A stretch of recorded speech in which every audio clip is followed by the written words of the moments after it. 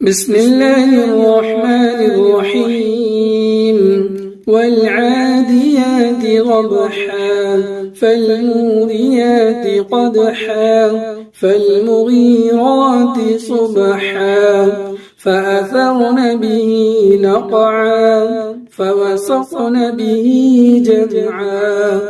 إن الإنسان لربه لكنود وإنه على ذلك لشهيد